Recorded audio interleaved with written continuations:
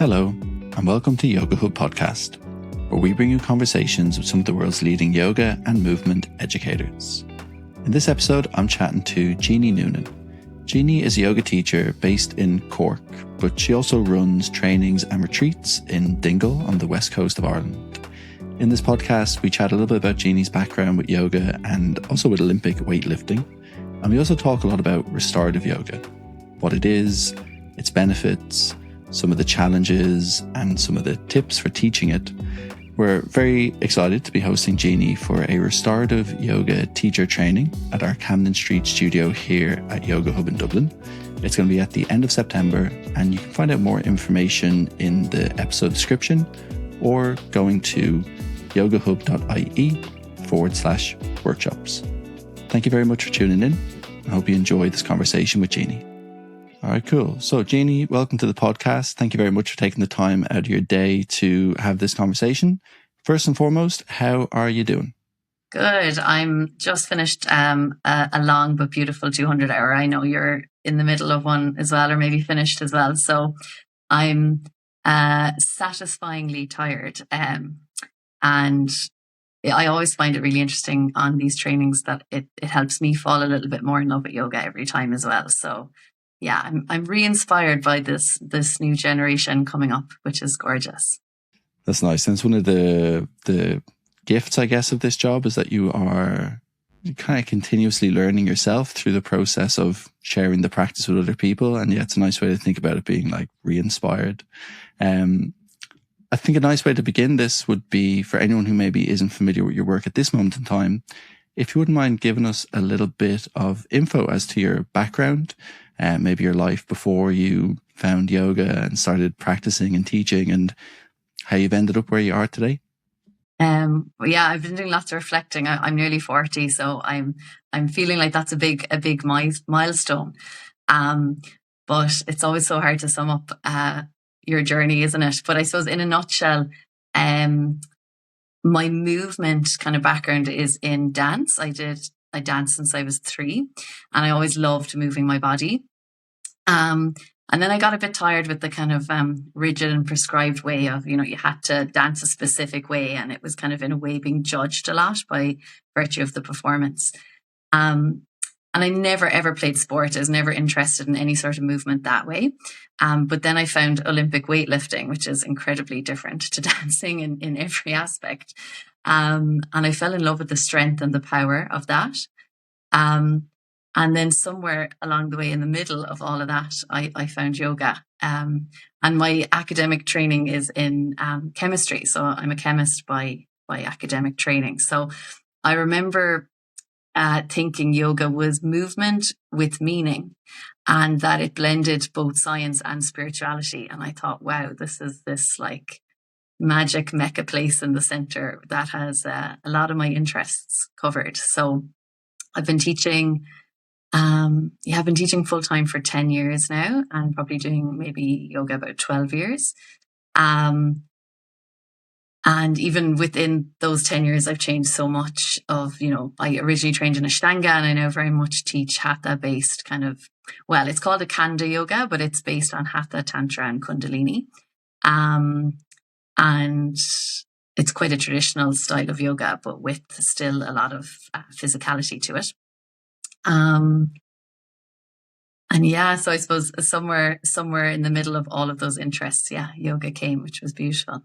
And what drew you into the Olympic weightlifting? Was it just the focus on strength, or because I'm sure technique must be a big part of it as well? Yeah, I actually don't really know how I got there. I remember one day just holding a barbell and I was like, oh, this is cool. But yeah, I think I'd always been fascinated by what the body could do. But as I said, I'd never really done any sport. I joke, it's with friends and family, I just really don't care where the ball goes. I just don't have much interest in sport. I love it for the sportsmanship and the community and all of that kind of stuff, but I had never any interest in playing it. Whereas I suppose Olympic weightlifting was kind of like something that was competitive, but I suppose with yourself in a sense.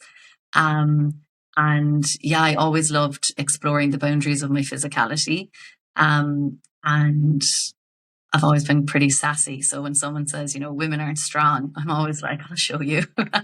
And actually, naturally, my physique, I'm quite short and stocky. I'm like perfectly built, I think, for it. I don't do a huge amount of it anymore, but I definitely love lifting heavy weights and testing the boundaries of that for sure. With the technique, like you said, it's so technique based, as well as strength. Yeah, I was kind of the opposite. I was always obsessed with sports as a kid, like football in particular. My parents say that as soon as I was old enough to understand what football was, that was the only thing that I ever wanted to do. And I was never interested in the gym. I would have swam a lot as a kid, so I would have done like competitive swimming, competitive football. So things that kept me like relatively fit, but just gym, weights, just never really did anything for me until a few years ago. And I kind of found a practice which is known as flowability. It's spine conscious training. I think it's very, very yogic in its approach, but there's a focus on lifting weights and like deadlifts in particular.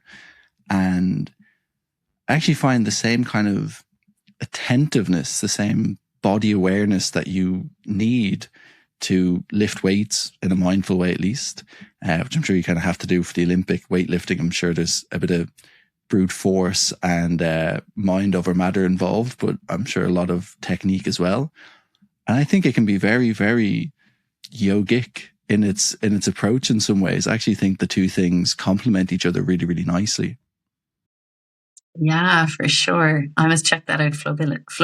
What did you call it? Flowability. So it's Flowbility.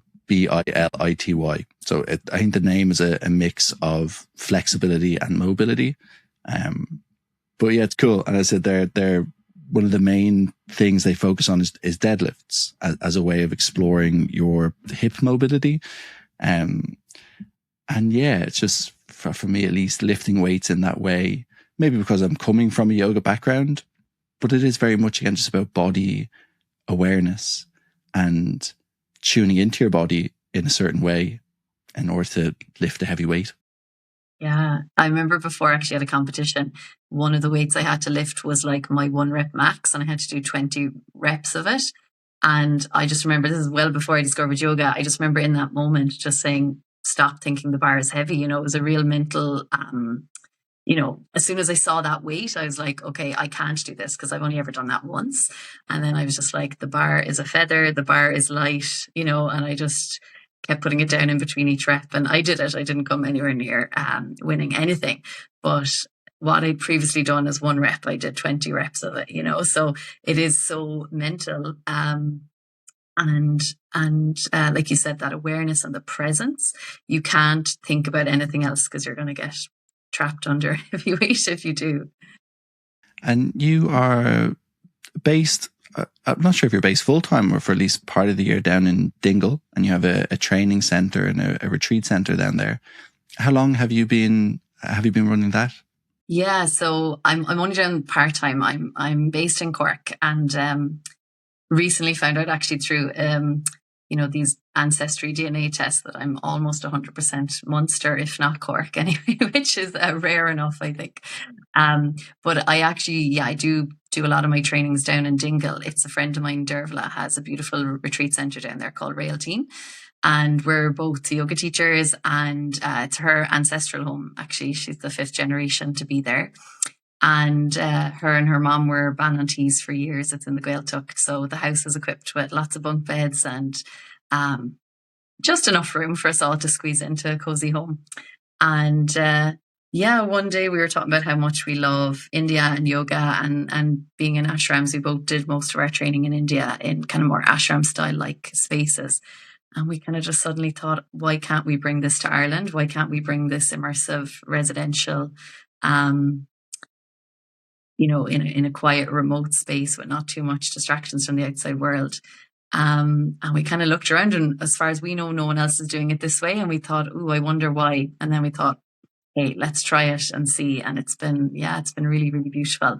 And from the feedback, really, really beneficial. I feel that people can, come away from other distractions and just immerse themselves for either a weekend or a month in yoga and very much live yogically.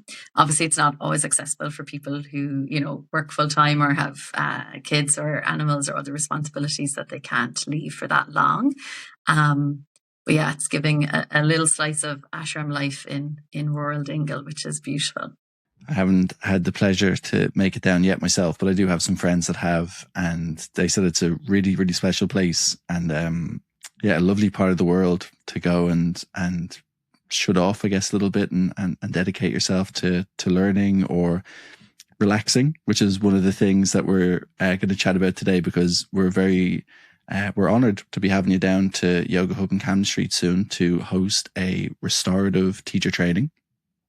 And for anybody who is maybe not familiar with restorative yoga as a practice at this moment in time, I was wondering if you could maybe give us a little overview as to what it is. God, it's a beautiful practice, but incredibly hard to sum up in a way. The best way I can describe it is it's the exact same as yin, but completely opposite, which might not be helpful for people. But I tend to find people are a bit more familiar with the yin.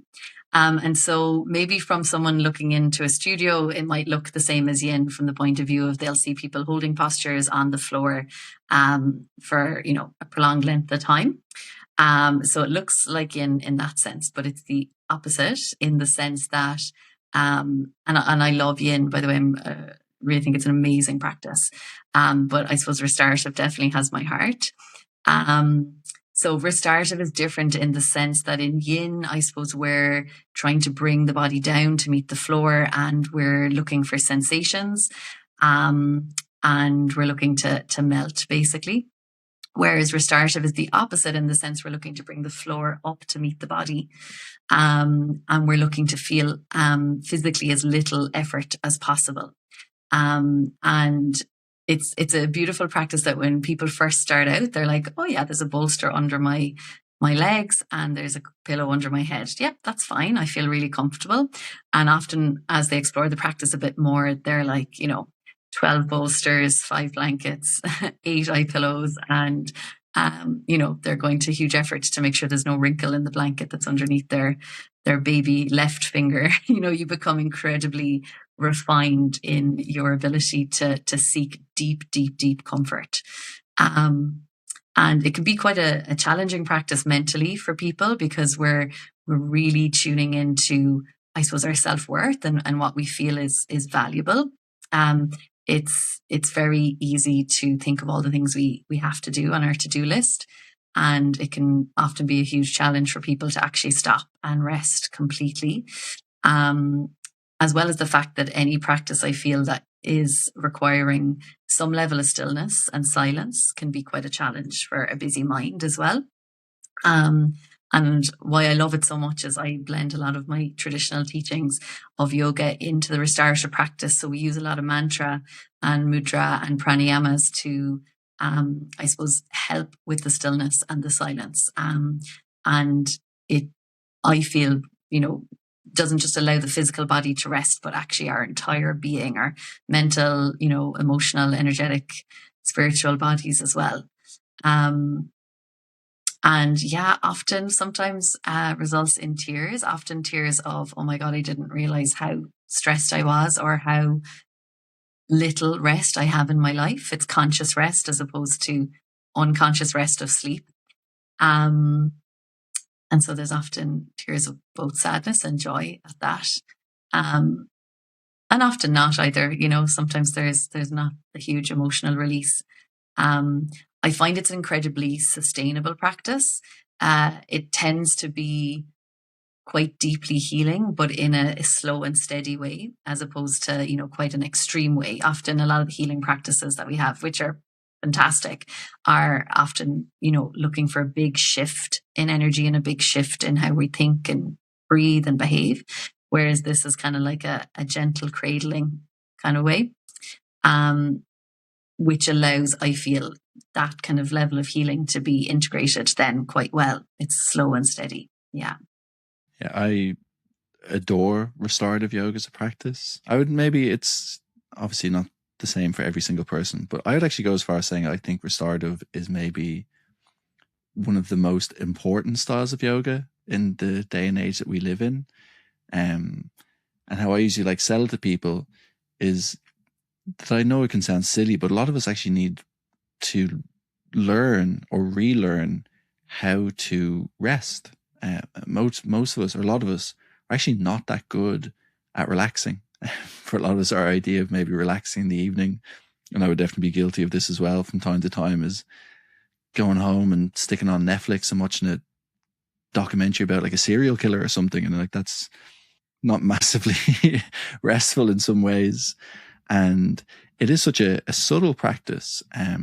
Like I find you could be in a certain pose and it's maybe just something of like a millimeter shift in the position of a finger or your hand or your wrist, and all of a sudden that can create completely new sense of release all the way through your shoulder or your neck or whatever it is.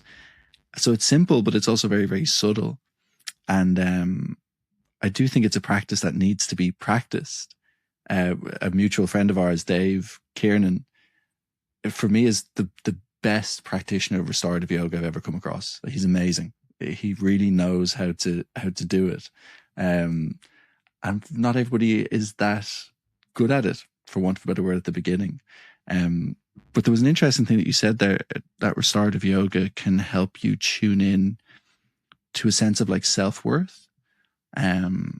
I think that's a really nice and interesting way to think about it. I was wondering if you'd maybe just expand on that slightly.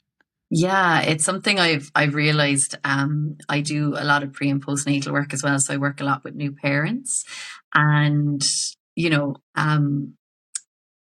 parenting is incredibly challenging. I'm not a parent myself, but it's from working with people and just being an interested human, it's incredibly challenging, and often it's about, well, it can be about putting someone else's needs completely before yours. And so it wasn't until working with a lot of parents that I was like, oh yeah, we need to relearn A, how to rest, just like you said, it's so important, and B, to realize that we're worthy of it, and that by doing it, and I know it can be really challenging when you've got someone else depending on you in any capacity, even if you're not a parent, that actually you're doing this with the premise that you yourself will be more rested, more well, and then from that place you can help to be of service to others. And to go back to speaking about David, like I joke, but I really mean it with restorative yoga, that you have to be really extra in restorative yoga. That it's like VIP exclusive experience. Like we're no longer, just tolerating economy class. Like we are in first class and someone is literally feeding us, that we're doing absolutely nothing. And the more you reside in that deep level of comfort, the more you realize how much you need it. And then I feel like you said, the more you practice it, the more you know when you need to come back to it. And it's a very luxurious practice, it's like, it requires a lot of props. I have a friend who often jokes that she looks down and all she can see is my nose, that's all that I have exposed, that there's a prop on every part of my body almost. And it's been a lot of practice to get there. Whereas before, like I originally 10 years ago trained in the Ashtanga practice, and it was like, lying on a hard floor with the yoga mat if you're lucky. And that was kind of, that was it. So it took a long while to get there for sure. But it really helps you, I feel, become that way in your life. And that's not to say that you become like really annoying or anything like that, but it's that I'm a big believer that your yoga practice should transcend off the mat, and that the mat should in a way be an antidote to your life. So if your life is busy and wild and frantic and full of energy, then the yoga practice can be the antidote to that. It can be that space of bringing you back into harmony. But on the flip side, that the yoga practice should help you in your life. It's great to benefit you for that hour a week or 10 minutes a day, whatever way you practice. But it should also be trickling over into everyday life. And so when you start to realize your comforts and your boundaries and your limits on the mat in restorative yoga, it's definitely easier to transfer that off the mat into everyday life. And yeah, people become a lot more clear about what they want and what's actually comfortable for them. And yeah, how that can hopefully have a beautiful effect on the rest of their life.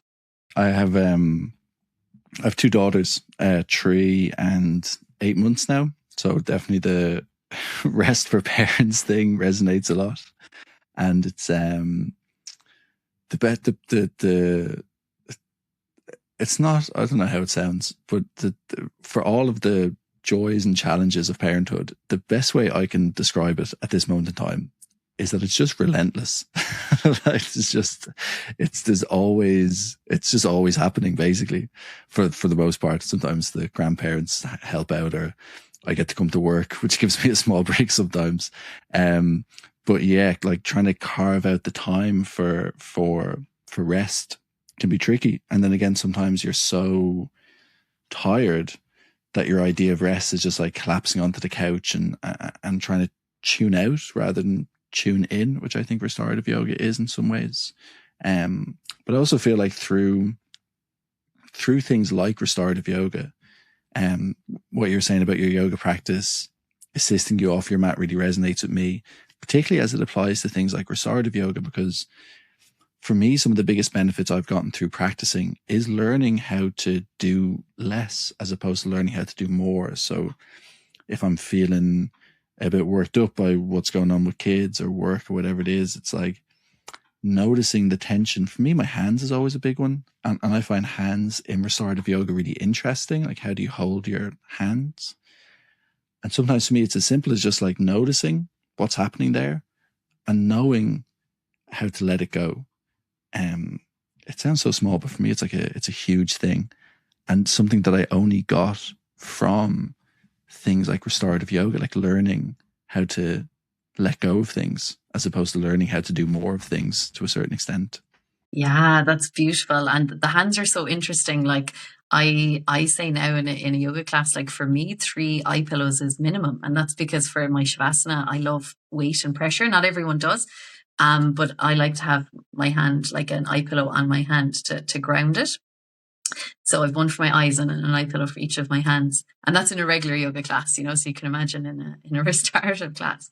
But our hands do so much. And in every healing modality, the hands have a role in a sense that, we give and receive so much energy from our hands. If you look at all the mudras in yoga, there's so much power in the hands. And a really beautiful one, actually. People often, associate tension in the shoulders and the lower back and maybe the jaw. But I think that's really interesting what you're saying about the hands. And yeah, relentless is a really good word. Again, I'm not a parent, but it's a really good word to describe parenting. They say it's not just the baby that's born, but the parents are born as well. You've become this role now. And that's why I'm so passionate about working with parents, actually. Because imagine if every parent had rest, like how different the world would be, and how different, our reactions would be. And I think, for anyone listening, it's great to say, like, it would be amazing if I said every parent should do an hour and a half of restorative yoga a week, but like realistically, that may not be possible, if not like wildly impossible. And I think sometimes with this stuff, especially when it's our profession, we can say, oh, this is all you have to do. But actually, sometimes watching serial killer documentaries is actually enough for that moment. It's as much as you can handle. And that's okay. I think, I think it's really important to say that. It's consciously doing it, I think, is the game changer. Yeah, I'm going to consciously scroll on TikTok for the next half an hour and forget about the world, as opposed to mindlessly doing it and feeling like shit and not knowing why. So yeah, I'm also a big fan of murder mystery stuff. Restorative yoga and murder mystery. There's a place for everything, for sure. Yeah, somewhere in between. That could be your next. It could be your next workshop. Yeah, restorative yoga class with murder documentaries in the background. But yeah, and I think for me again with parenthood, because obviously, and I'm lucky that I have 2 healthy kids and we have lots of support, and so I definitely am in a privileged position. But I also find with parenting, the things that are challenging for the most part are actually not massively challenging if you're rested. It's usually just trying to deal with things when you're tired when it gets like really, really tricky. So as you said, I know it's not realistic for everyone to do maybe a long restorative practice every week or whatever, but carving out those little moments where you can consciously rest, even if it's just like 5 minutes before bed, to even if it is maybe just lying down on the floor, but to consciously tone things down a little. There's always a quote that resonates with me from Stephen Porges, the neuroscientist guy. And he said that you can't heal when you're defending. And I think that word heal is quite loaded, and it's going to like resonate for some people, I'm sure. But I was thinking you can replace that word heal with like rest or recover. And so if we use the word rest, like it's hard to rest if you're defending, if you're on like the defense. And I think restorative yoga for me is like the perfect practice to just lower your defenses a little bit and help you tap into that innate ability to recover, rest, or heal maybe, which is where the tears can come in sometimes, I'm sure. That's beautiful. And like even just that word defend, and like I have a niece and nephew and I'm very close to my sister, and you know, I get to be fun Auntie Jeannie who comes in and is calm and regulated with them, because, and I always remind my sister of this. I was like, I've had 8 hours sleep. I haven't had someone saying mom, mom, mom, mom, mom, mom all day. It didn't matter how I cut my sandwiches or my toast that morning. You know, no one had a tantrum because they were the wrong shape. So it's much easier for me to be calm and regulated with them. And like you said, I think, you know, helping people, first of all, understand what regulation is, because if you haven't felt it in your body, then you don't know when you're dysregulated in a way, and you're not sure how to get back there. And so for some people that could be the first few weeks, if not months, of restorative practice is being like, oh, this is what it feels like. And then from that place, learning how to get there and come out of that defensiveness. And you know, the nervous system is a huge part of restorative yoga and a huge part of what we'll be doing on the training. And most people speak a lot about fight, flight, freeze, or fawn is kind of the latest word added into that. Whereas for me, the parasympathetic nervous system is rest, digest, and reproduce. But again, you can change rest to recover. And when we look at digest, it's not just digesting our food, it's actually digesting and processing and transforming our experiences, our exposure to things, our thoughts. And the reproduce one is like reproducing ourselves, reproducing, you know, a balanced nervous system. It can be even linked to reproduction from a fertility point of view as well. And so we often hear a lot more about the sympathetic, the fight, flight, freeze, or fawn, but it's actually, can we really deeply explore the rest, digest, and reproduce? And, you know, I'm quite an active person. I have a busy mind and I have a lot of stamina. I can get a lot done in a day. But I am also by nature, I'm not going to say lazy, I'm going to say efficient, right? I'm going to put a toxic spin on it. And so if I can deeply rest in 10 minutes in a restorative pose and boost my nervous system regulation, help my digestion, help my immunity, you know, sign me up. You know, I'll find the quickest, most efficient way, and it's usually restorative yoga. As much of a paradox as that is to be efficient with your restorative yoga, but yeah. Obviously something like restorative yoga, or maybe it might be calming breath work, whatever, is no like substitute for 8 hours sleep. But it is amazing the effects you can find from even just 10 minutes of conscious rest. It can really transform a day if you do it well. Absolutely. And a part of the training will be yoga nidra as well, which there's various styles and schools of thought on it. And the style I'll be teaching, I've learned from my teacher who I study with in India. He's a PhD in yoga, which is always fascinating. He's Dr. Yogrishi Vishwaketu is his name. And it's a really beautiful practice where you come back regularly to the third eye, to the Ajna chakra, with the view that actually helps keep you present. I always fell asleep in yoga nidra, and this is the first time I've ever stayed awake when I did it first with him. And not everyone stays awake, but it's something students regularly say, is that it's the only time they've actually been present, because, you know, sleep, like you said, is sleep, and that does certain things. And then conscious rest, and very much in the Yoga Nidra practice, we're getting into the subconscious as well. We're resting that part of the body, and that's huge for people. And it's a funny thing. My partner, she's interested in yoga, but she doesn't do a huge amount of it. And she said to me one day, she was like, "What happens after the elbow?" She's like, "I've never got past the elbow. I usually fall asleep." So anytime we're doing Yoga Nidra, she's like, "No idea what happens past the elbow." But yeah, it's such an amazing practice that often people go in exhausted, and let's say even 10, 15, 20 minutes, and they come out like they've had 4 or 5 hours sleep. And a lot of shift workers use Yoga Nidra practice actually to, you know, I suppose not necessarily replace sleep, but compensate for not only the lack of sleep, but the lack of sleep in the time when they're supposed to be sleeping. If they're on nights, let's say, and they have to sleep during the day. So yeah, we'll be exploring that as well, which is, again, a super efficient way if for whatever reason you're not getting sleep to do it. My partner uses Yoga Nidra a lot. She uses it to help her sleep.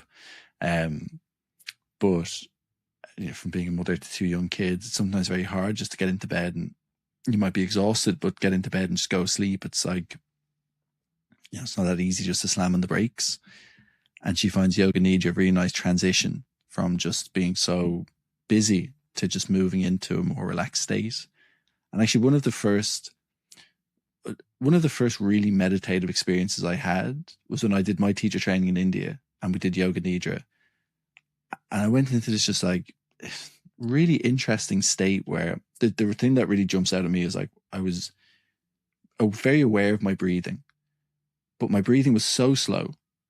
I'm not sure if my breathing was actually slow or if it was just like my concept of time had slowed down to the point where every breath felt like a minute. But I didn't feel like I was trying to make my breath slow. I didn't even feel like I was doing my breathing at all. And I was thinking, like, at one point, you know, in the kind of pause at the end of my exhale, I remember like thinking, I was like, I don't know if I'm ever going to breathe again. And it wasn't scary. It wasn't disturbing. It was just like, whoa. And I was like, is this what enlightenment is? Am I like transcending? I remember talking to the teacher afterwards, and I was like, I had this really interesting experience, so on and so forth. And I was like, am I like, and he was like, no. He was like, that's probably just one of the first times you have been consciously relaxed. Most of us, when we're relaxed, we're unconscious, we're asleep. And he was like, you were just experiencing conscious relaxation for the first time. He's like, sorry to burst your bubble. It'll take you decades to get enlightened. I was like, fair enough. But it was a really lovely experience. Yeah, it's amazing. I joke, say, if you want a really good trip and if you want to time travel, just do Yoga Nidra or meditate. You know, it's like you'll and obviously that's a practice in itself. And there's still times now where I'm like just full of thoughts and nothing happens in the sense that I'm just thinking for the whole time. But I see it now. I've stopped fighting against that, and I see it now as this way of saying, okay, that's at least 15 minutes where I'm consciously processing, at least, and digesting, as opposed to reaching and striving for this state, which I did for years. I used to sit there and be annoyed at the sound of the person's voice, whoever was guiding us to do something, or thinking about random crazy things. But yeah, to me, it's a really, and I'm consciously using the word magical because it's beyond comprehension, I feel, and beyond articulation, maybe is a better way. And just a beautiful experience to try, and something that's so simple. Yeah, so we'll be diving deep into that as well. And I know we're kind of talking a lot about the practice of restorative yoga and the benefits, but equally some of the challenges. I also find for a lot of yoga teachers, particularly newer yoga teachers to a certain extent, but it's obviously not the case for everybody, sometimes teaching the softer, slower, gentle styles can be challenging. I think particularly if you're coming from a more active style of yoga background, you sort of feel like the job of the teacher is to be speaking and doing and whatever it might be. So even as well, for me, lots of ways to do anything, but a big part of teaching restorative yoga is sometimes stepping back and just giving people space. And people find that challenging. Was that something that you found yourself? And if so, what tips would you maybe have for teachers when it comes to holding space for those kind of softer aspects of the practice? Yeah, it's something that we spoke about a lot on the recent 200 hour, actually, because there's an art to holding stillness and silence. And often when people come from more fast-paced styles, it's like, you know, and your mind is going, you're like, you don't have time to think where, because you're trying to put your left foot here and your right foot there and this angle and which again is nothing wrong with it. And that can be what a lot of people need to just, you know, not have much thought going on. But there's a lot of skill, I think, and I'm going to say maturity, actually, in holding space in silence. And obviously we need to say certain things and we need to hold the space in other ways as opposed to just speaking. But there's a beautiful quote that I love, and it's like, stillness and silence speak. And it's often for students in those silent and still moments that actually a lot of the learning and healing and repairing and restoring happens. And if you've ever been to what I call a chatty Shavasana class, where the Shavasana is very chatty, and I don't mind, well, I personally love a lot of silence in Shavasana. But I don't mind people talking if it's that, if the student is, or sorry, the teacher is consciously talking. But when it's yappy because they're not sure what to say, which is totally understandable, I 100% did that at times. Then that can be, I find, quite frustrating as a student. And so in everything I teach, but particularly in restorative, we do a lot of the practice so that people can feel and deeply resonate with the stillness and the silence, so that they know how important it is. And I think from that place of knowing how important it is and how healing it is for them, let's say, they can then help themselves, and obviously I'll help them too, to refine the chat and keep it to what's really, really important. And sometimes it could just be from, I often suggest to my students to just take a breath before you say anything. Because sometimes when we start, we just blah, blah, blah, blah, blah. And I'm a very chatty person. Like, I will talk all day. But it was through doing silences and practices of silence that I was like, oh, this is also great. So taking a breath before you say anything, and even checking in with yourself, do I really need to say this? And then another thing that I love in all teaching, and again, this is my scientific background, I think, is I love systems. I love sort of a fixed plan or way of doing things. And I love, and I look for, what's the word, like adaptability within the system. But for me, in a restorative practice, how I like to teach and how I help people teach is to get the people into the pose, refine it, let them know there's going to be silence, because that's a really important boundary when we're doing silence. And then the minute you've said, we'll now take the next few moments in silence, you have no choice but to not speak, because you'd be lying to your students. And obviously there's been times, like I've been teaching restorative, where a candle went on fire and, you know, I had to get up and put it out. And so of course I broke the silence to let them know that they were still safe and that I had looked after it. I didn't tell them till afterwards that it was a fire, but I just told them I blew out the candle. And then, so letting them know you're going to be in silence, and letting them know how you'll call them back with your voice, or maybe use a singing bowl or something. And then that's time for you to sit as a teacher and hold the space, whether that's, you know, checking the room isn't on fire, regulating your own breath, regulating your own self, especially if you're nervous teaching, when you're first teaching. And then you call people out. And so it's kind of like, and there's a way to do that as well.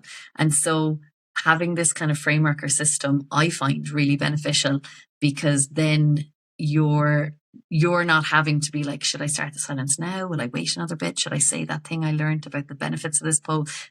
It's like, here we are. This is what we're doing. This is going to be the silent moment in the middle. And then I'm going to call you out like this. So I definitely find that really, really helpful. So I suppose very long answer to your question, but helping people realize the benefit of silence by doing the practice, and then also helping them with a sort of a system or a framework of actually how to hold the silence can really help. And I think for myself, at least anyways, when I started teaching more softer styles of yoga and learning a bit more about them and getting a bit of experience, also noticing like how much of the stuff I would say is just like not necessary. It might be nice, or it might be interesting, it might be, but in that context, like, it's just not necessary. And I think even for people who maybe then also teach, like I also teach more active styles of yoga, learning how to teach the softer styles teaches you a lot about like refinement and yeah, what is actually necessary here? What is serving the students, and what's me just saying stuff because I have things to say. Yeah. The word succinct always comes to mind. And, I love language. My mom was an English teacher. I don't think I have the best grasp of the English language, but I love the word succinct, which I suppose means that you're saying something as accurately as possible in as short amount of time as possible. Because I was the same so much. I think I got so excited when I first discovered yoga as well. When I first became a teacher, I wanted to tell everyone everything about it. And from going to classes myself, I started to realize, God, I took in about 40% of what that teacher was saying, So it's like, especially if they're just rattling, again, chatty, I call it, if they're just rattling stuff off with no intention kind of behind it. You don't tend to take it at all in. Whereas when you take a deep breath before you speak and you say something with deep intention, it tends to land a lot better. And it also gives the student time to process what you said. My mind works quite fast. And so I kind of assumed everyone thought like I did. So I'll take something in and process it really quickly. Now emotionally I'm much slower, but mentally definitely fast. But I started to realize that like people might be like 2 or 3 steps behind what I was saying when I was teaching faster styles. And I was like, oh yeah, some people need to take the information in, process it, and actually send that information. And they're like, okay, right hand, this one, this side of my, to just even tune into that. So I find restorative and the pre and postnatal teacher trainings that I did as a student massively influenced positively, I feel, my faster styles of teaching for sure. Yeah. I'm sure we could talk all day, but I know you have a few things also planned for the rest of your day, so I won't keep you too much longer.